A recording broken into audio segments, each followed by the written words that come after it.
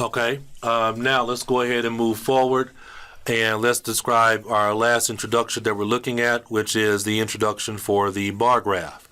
All right, so again, we're looking at it, and what we have to do is we have to look at the bar graph, and basically for the introduction, we just describe what the whole thing's about. Okay, so they tell us here, up here, it says the chart below shows global sales of the top 5 mobile phone brands between 2009 and 2013. All right, the chart below shows the global sales of the top 5 mobile brands between 2009 and 2013. Right, it's giving us units sold in the millions. This example, this is a bar chart. Is units sold in the millions, and we have 3 different time periods, and we also have 4 different brands. So we need to take that information. We need to take that information, and we need to create. We need to take that information, and we need to create our introduction. So it's going to be something like this when we're looking at our introduction. Okay. So let's see. All right, we're going to take all this information and put it together into one introduction. All right.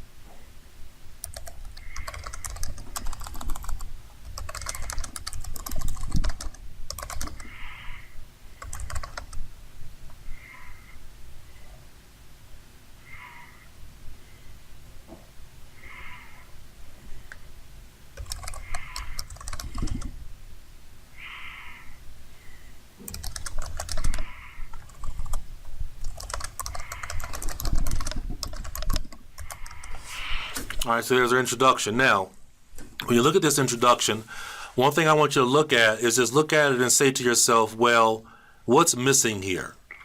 What's missing here that I should have included, right? Now, on purpose, I left it out. I left out the information, some information that we should have included in our introduction. And I'm giving you a moment to look at it and to think for yourself, well, what is he missing here? Right? What is he missing here? Right? I'm missing the years. I should have included the years, and I didn't put that in here. Okay.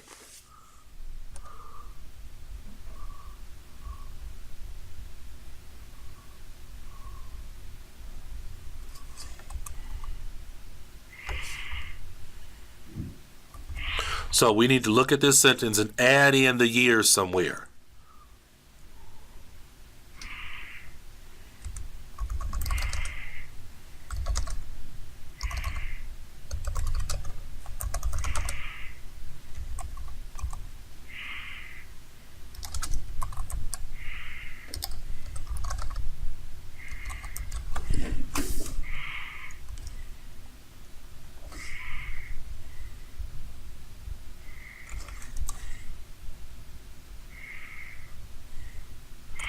Right? And there's our sentence.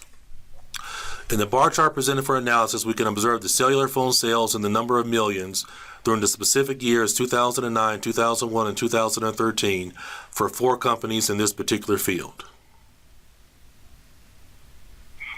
Now, look at this sentence and you can say, well, how can we make this sentence a little bit better? Right? How can we make it a little bit better? We could do this.